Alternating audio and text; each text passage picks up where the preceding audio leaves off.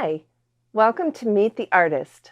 This program is brought to you by Hedberg Public Library and JATV Media Services. I'm your host, Teresa Nguyen. Meet the Artist features various local artists whose work will be on display in monthly exhibits at Hedberg Public Library. And in the studio today, we have the awesome art of Chelsea Brown, our featured artist for the month of August. Welcome to the studio, Chelsea. Thank you so much for having me. So I'm really excited to find out how this all began, this particular type of art. First, let's explain what it is. So I am a stained glass artist. I basically take glass that is already colored, which is the common misconception. People think I color it. I do not. I purchase it already the way that it is, and then I cut it and shape it and make it into pretty much anything that I can imagine. You're the designer. Yes. I love that. So how did this all begin? Were you an artist as a child? What was your early art like? I've always loved art, and I was born and raised in Janesville. Okay. So I believe I've always wanted to be a teacher, and I was going to be a Phi Ed teacher. And my dad went to conferences one time, and he didn't skip over my extracurricular teachers that so frequently get skipped over. And so he ended up going to my ceramics teacher. And they had a conversation where my dad said, "Oh, she wants to be a teacher. She doesn't know what she wants to be." And he pulled me out of class the next day and said, "You have to go into art." And I laughed because I don't like to draw. I'm not good at it. It's hard for me, and he was like, "But you're so good at other things. And it's so important for people to understand that you can be an artist and not be a skilled drawer." Right. So he was your encourager. Yeah. So I went for it. I went to school. I was like, you know what? If this person has that much faith in me, and I've always enjoyed it, right. I'll go for it. Yeah. Well, it's wonderful what you've accomplished already. Thanks. And so what was an early piece that you remember that you Well, really I started a club with my students. Okay. That's how I did this. And somebody had whispered in my ear, "Let's do a stained glass club." And I laughed because that's ridiculous to do for elementary kids, right? And then I thought about it, and my aunt had done stained glass. Oh, okay. It runs in the family. It runs in the family. And so I convinced her to come in to school with me and to teach my 4th and 5th grade kiddos how to do this. And we used it as kind of a service project where we would give back to the community everything that the kids made. Nice. And it was really kind of wonderful. And that's where I really got the bug, where I couldn't stop doing it. That's awesome. So you studied art. Yep. And this is where it took you then. This is my thing. Very cool. It is. It's just awesome. And who inspired you besides your dad, as an artist, that maybe someone you know or someone famous?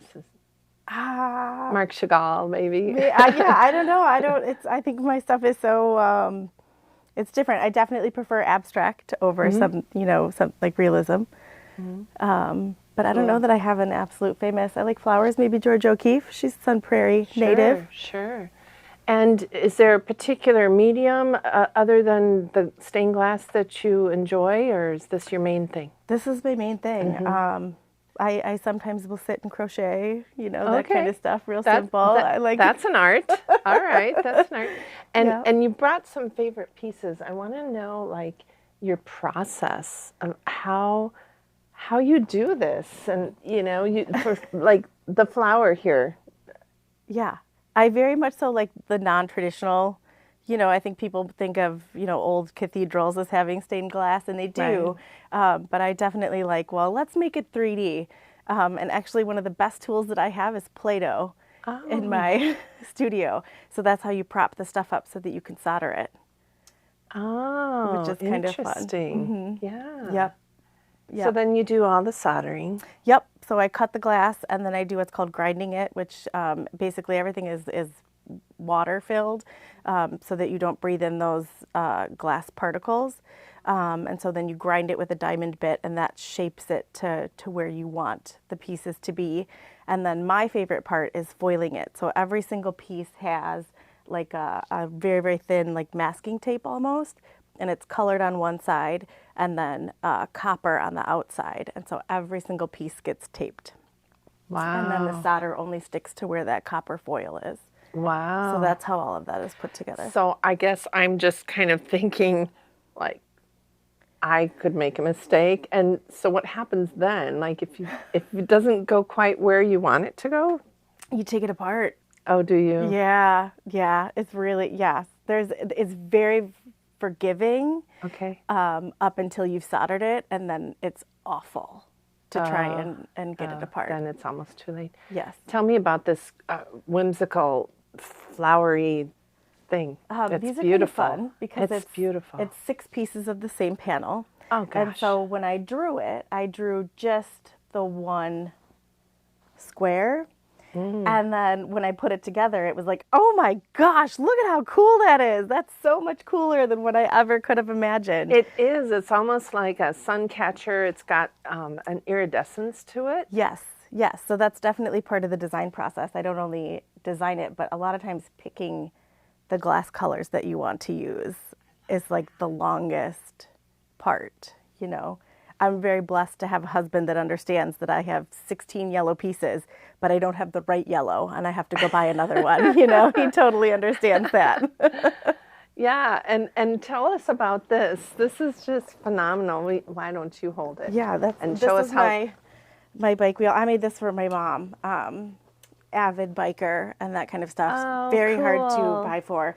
So this is actually hers. I've made a couple of them since this. They are extremely labor intensive because Really? it's like measure the piece, cut the piece, figure out where you want it, put it in, you know what I mean? So But what a unique piece of art for her hobby. yes. To make for her. Yes, she's very proud of this one. It's really incredible. I love that. She was the inspiration behind the wheel. Yes. And you have one more piece over here that's more geometric. This is just another spinner. I like to make, like I said, these non-traditional things. They are designed to go outside. I was very confident of them being outside until this summer. Right? The weather's With the been a recent little storms, I wouldn't put any of these outside, probably. But in previous summers, like I've had this one outside my house for almost 2 years, winter and everything, and it's. And it doesn't fade the colors Nope. in your glass. Nope. That's fantastic. Yeah, I definitely love your designed them work. to last. And you sell your pieces then? I do. Yep. I'll be at the Tallman House. Okay, this for year. the art fair. Yeah. And such. That's fantastic. Well, I'll ask you about your exhibits, but I also want you to give our audience, the younger people or anyone who thinks, gosh, I might want to try that. What sort of advice would you have? Go do it. They've Judy downtown here at the Glass Garden is amazing, and she does classes there. And there's Josh in Whitewater at the Vinery. He also does classes, and it's not a cheap hobby, but for me, it's worth it. Like my every time I teach big kids and little kids, all that kind of stuff, and every time they break their first piece of glass, the reaction is always the same. They're so excited. Oh my gosh, that's how you do it. So you said you're coming up at the Tallman Arts Fair, and what else have you done for exhibits? Do you go to craft shows? I have. I sat at the farmer's market one Christmas. It's hard. I have 2 little kids at home teaching sure. full time. Sure. So I would love to do more. It's just a matter of finding time to do it. And how did you choose your pieces for this exhibit? Was that difficult? Yes, it's hard to display my work a lot of times. So especially because glass changes so much when it's lit up. Like I have this beautiful flower in my living room that I thought about bringing, but if the light's not behind it, Sure. it just looks black. And so, but in a window, you see all these beautiful streaks of purples and pinks and blues. So will there be a special area of the library? Are you in the display I'm in the 360 case? case. So That's got pretty good lighting. displaying things too is going to be interesting. Yeah. Well, this is going to be great. I can't wait to see everything that you bring in. I love your orchids. Thank you. The flowers. Yeah, I love the bike wheel. That it's like a cross between a star and a flower. Yeah. And I just think your work is phenomenal. Thank you. Well, thanks for coming in today. Are you excited? Yes, I'm thrilled. Yeah, Yes. we're excited too. And we appreciate you allowing our viewers to get a sneak peek of the person behind this magnificent art. And it's been fun getting to know you. Yes, thank you so much for having me. You're welcome. We invite the public to come visit the library this month to check out Chelsea Brown's display.